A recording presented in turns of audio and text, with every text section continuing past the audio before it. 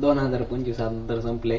तर सगळं ट्रेडर मित्रांना मला एकच सांगायचं आहे की भावांनो, ज्या चुका 2025 मध्ये केल्यात त्या 2026 मध्ये नका करू. स्वतःला एक डिसिप्लिन ट्रेडर बनवा आणि शक्यतो रिअल अकाउंटवरती ट्रेड करू नका. जे बिगिनर आहेत त्यांच्यासाठी मला कळकळीची विनंती आहे की तुम्ही बाबा प्रॉप फॉर्म ट्राय करा. काय आपल्या जातील 3,500-4,000 रुपयाचा लॉस होईल. एक 5K अकाउंट बाय करायला किती लागतं? 3,500 ते 4,000 रुपये लागतात.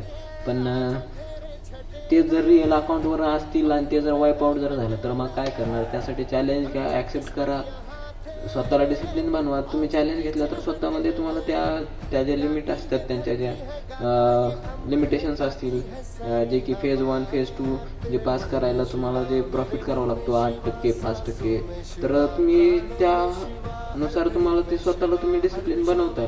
पण तुम्हाला एक जेव्हा तुम्ही पास करताल अकाउंट तेव्हा तुम्हाला जो पेआउट भेटणार आहे तो तुमची खरी कमाई आहे. ठीक आहे, तर परफॉर्मन्स ट्राय करा. रिअलवरती सध्या जाऊ नका तुम्ही, बिगिनर आहात त्याच्यामुळं. तर ऑल द बेस्ट. आणि 2026 मराठी ट्रेडर, प्रत्येक मराठी ट्रेडर पुढे गेला पाहिजे, म्हणजे गेला पाहिजे. ठीक आहे.